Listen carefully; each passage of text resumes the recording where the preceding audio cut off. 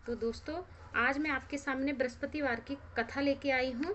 तो प्लीज़ ध्यान से सुनिएगा। जो लोग के पास बुक नहीं होती है तो वो कथा सुन के भी अपना व्रत पूरा कर सकते हैं। सुनने से तो और भी वाजपेय यज्ञ की प्राप्ति होती है। तो मैं चाहती हूँ आप कथा सुनिए। कुछ लोग शॉर्ट में डालते वीडियो बृहस्पति देव की, और मैं तो जब से मैंने व्रत उठाए हैं तब से मैं फुल कथा कहती हूँ और सुनती भी हूँ। तो बृहस्पतिवार की कथा इस प्रकार है। तो अथ बृहस्पतिवार कथा। एक समय की बात है, भारतवर्ष में एक राजा राज्य करता था। वह बड़ा प्रतापी और दानी था। वह नित्य प्रतिदिन मंदिर में दर्शन करने जाता और ब्राह्मण और गुरु की सेवा किया करता था। उसके दरवाजे से कोई भी निराश होकर नहीं लौटता था तथा प्रत्येक गुरुवार को व्रत रखता एवं पूजन करता। हर एक दिन गरीबों की सहायता करता, परंतु यह बात उसकी रानी को अच्छी नहीं लगती थी। वह न तो व्रत करती थी, न किसी को एक पैसा तक दान में देती थी, और राजा को भी ऐसा करने से मना किया करती थी। एक समय की बात है कि राजा तो शिकार खेलने वन को गए थे। रानी घर में रानी और दासी थी। उसी समय गुरु बृहस्पति देव एक साधु का रूप धारण करके राजा के दरबार में भिक्षा मांगने गए। रानी ने भिक्षा देने से मना कर दिया और साधु महाराज से बोली, मैं दान पुण्य से तंग आ गई हूँ। मेरा तो घर का कार्य ही समाप्त नहीं होता। इस कार्य के लिए तो मेरे पति देव ही बहुत हैं। अब आप इस प्रकार कृपा करें कि यह धन नष्ट हो जाए और मैं आराम से रह सकूं।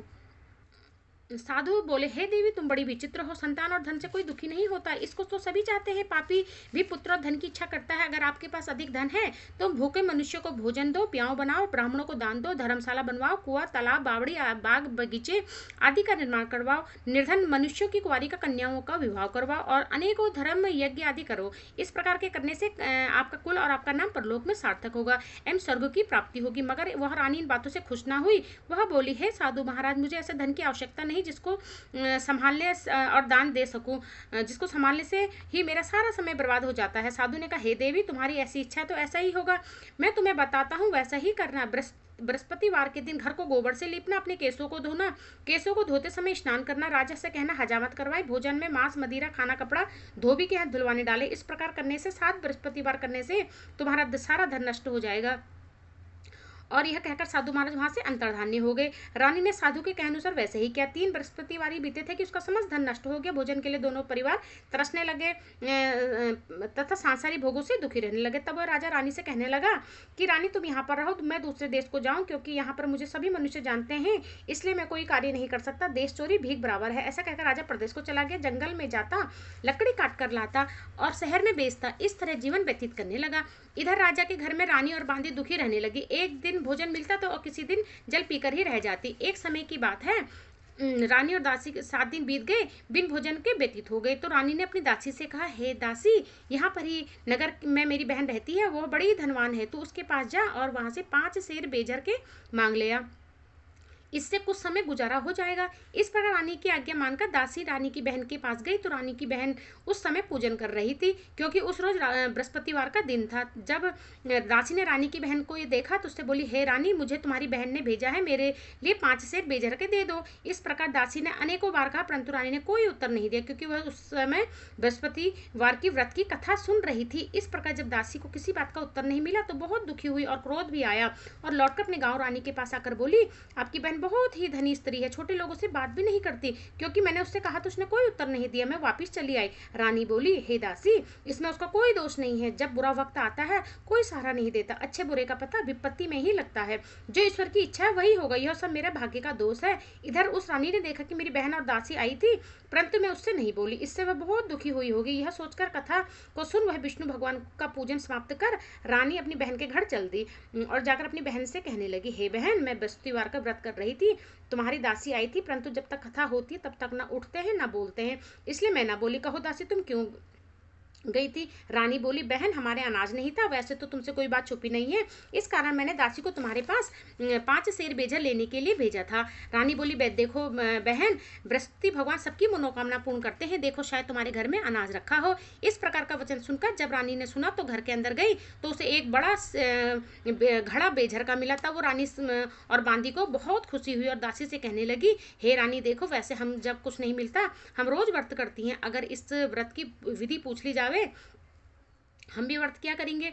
तब उस रानी ने अपनी बहन से पूछा कि हे बहन, बृहस्पतिवार के दिन चना दाल मुनक्का से विष्णु भगवान का केले की जड़ की पूजा करें, दीपक जलावें, पीला भोजन करें, कहानी सुने। इस प्रकार करने से गुरु भगवान प्रसन्न होते हैं, अन्न धन पुत्र देते हैं, मनोकामना पूर्ण करते हैं। इस प्रकार रानी और दासी दोनों ने निश्चित किया कि बृहस्पति देव भगवान की पूजन जरूर करेंगे। साथ रोज जब बृहस्पतिवार आए तो उन्होंने व्रत रखा, घुड़साल में जाकर चना गुड़ बीन ले आई, उसकी दाल से केले की जड़ की पूजा और विष्णु भगवान की पूजा की। अब पीला भोजन कहाँ से आवे, बेचारी बड़ी दुखी थी, परंतु उन्होंने व्रत किया था, इस कारण गुरु भगवान प्रसन्न थे। 2 थालों में सुंदर भोजन लेकर आए और दासी को देकर बोले, हे दासी, यह तुम्हारी और रानी के लिए भोजन है, तुम दोनों करना। दासी भोजन पाकर बड़ी खुश हुई, रानी से बोली चलो भोजन कर ले। रानी को इस बात विषय में कुछ पता नहीं था, वह दासी से बोली तू ही भोजन कर, क्योंकि तू व्यर्थ में मेरी हंसी उड़ाती है।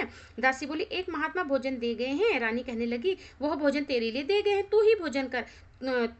दासी ने कहा, वह महात्मा हम दोनों को 2 थाली में भोजन दे गए हैं, इसलिए हम दोनों ही साथ साथ भोजन करेंगे। इस प्रकार रानी और बांदी दोनों ने गुरु भगवान को नमस्कार कर भोजन प्रारंभ किया। अब प्रत्येक बृहस्पतिवार को गुरु भगवान का व्रत और विष्णु भगवान का पूजन करने लगे। बृहस्पति भगवान की कृपा से रानी और दासी के पास धन हो गया। अब उसी प्रकार वह फिर से आलस्य करने लगी।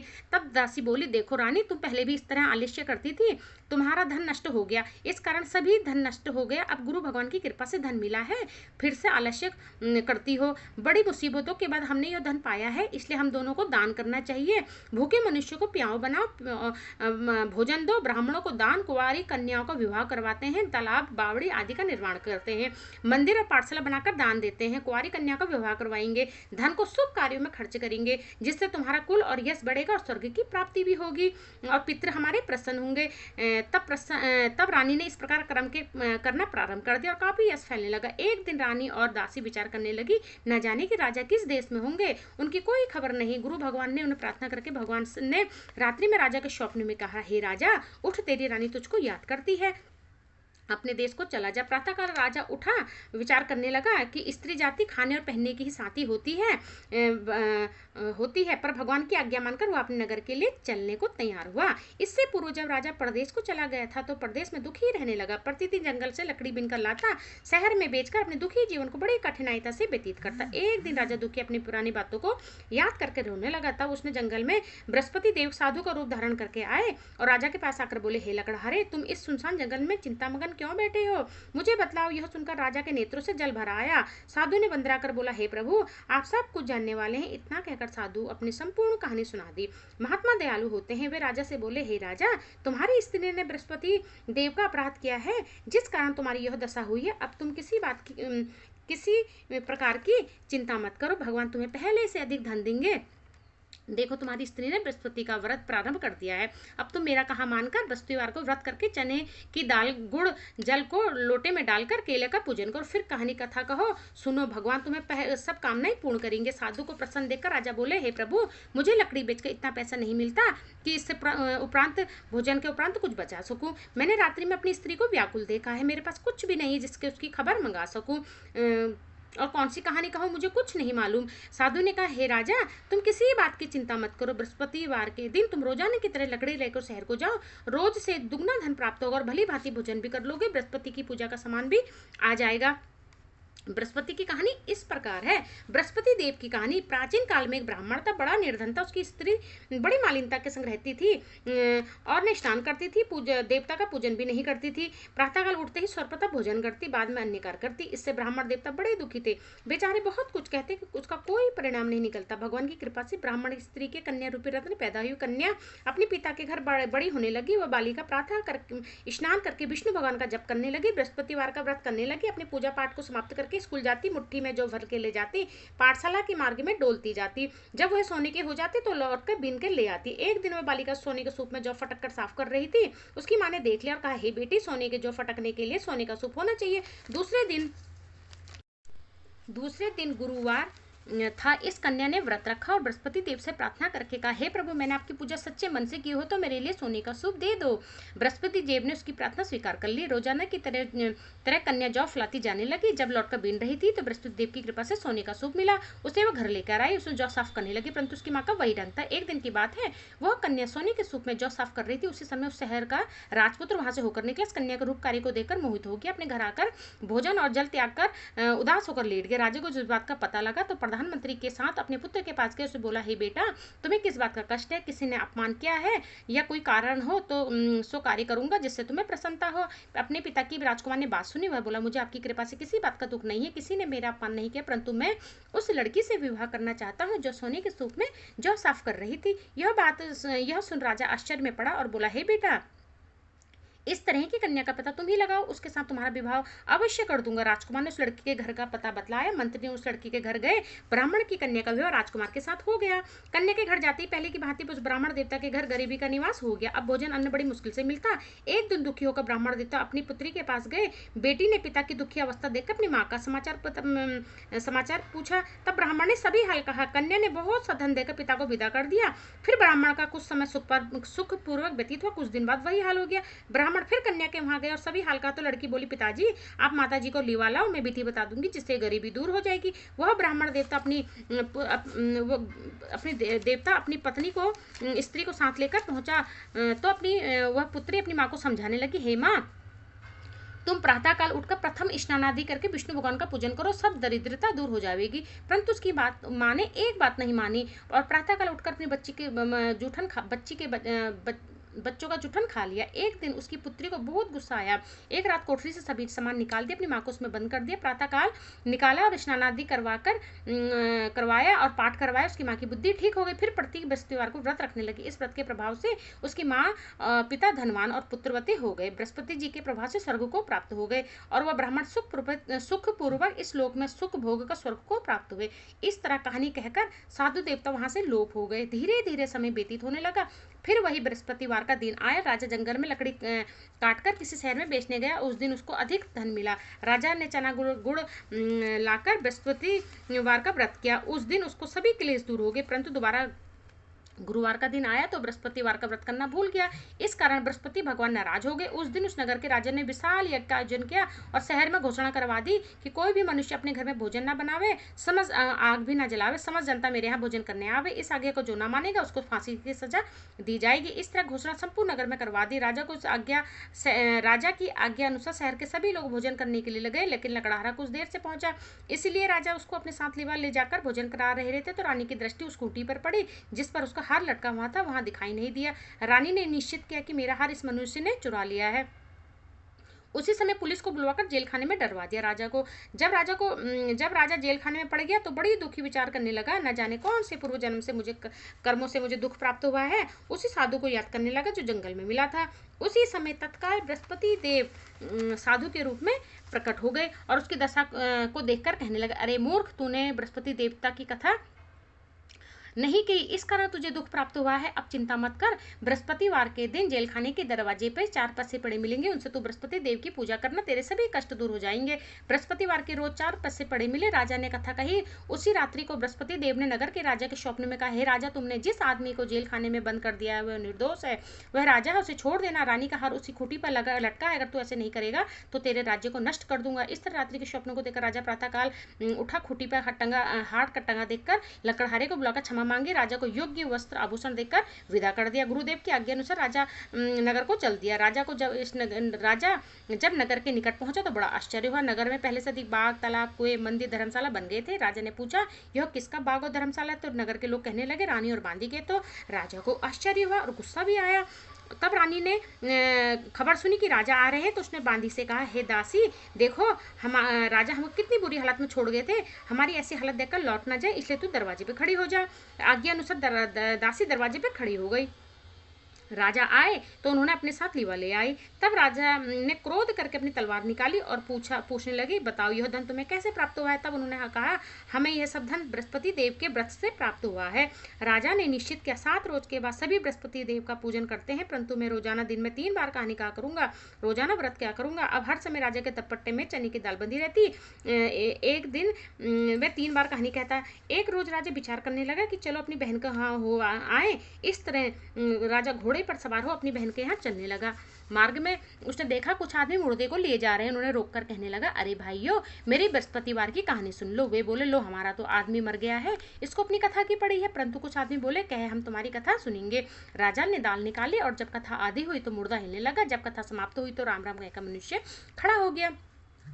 आगे मार्ग में उस किसान खेत पर हल चलाता मिला। राजा ने उसे देखा, उससे बोला, अरे भाई मेरी बृहस्पतिवार की कथा सुन लो। किसान बोला, जब तक तेरी कथा सुनूंगा 4 रैया जोत लूंगा, जा अपनी कथा किसी और को सुनाना। इस तरह राजा आगे चलने लगा। राजा के हटते ही बैल पछाड़ खाकर गिर गए। उसके पेट में बड़ी जोर से दर्द होने लगा और उस समय उसकी माँ रोटी लेकर आई।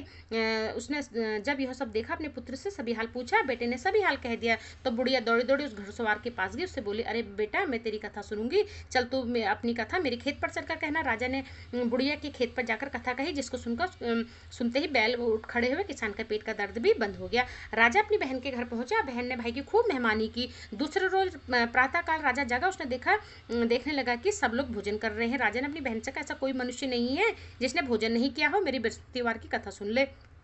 बहन बोली, हे भैया, यह देश ऐसा ही है, पहले यहाँ भोजन करते हैं, बाद में अन्य काम करते हैं। कोई पड़ोस में हो तो देखा। वह ऐसा कहकर देखने चली गई, परंतु उसको कोई व्यक्ति नहीं मिला जिसने भोजन नहीं किया हो। अतः वह एक कुम्हार के घर गई, जिसका लड़का 3 दिन से बीमार था। वहाँ 3 दिन से किसी ने भोजन भी नहीं किया था।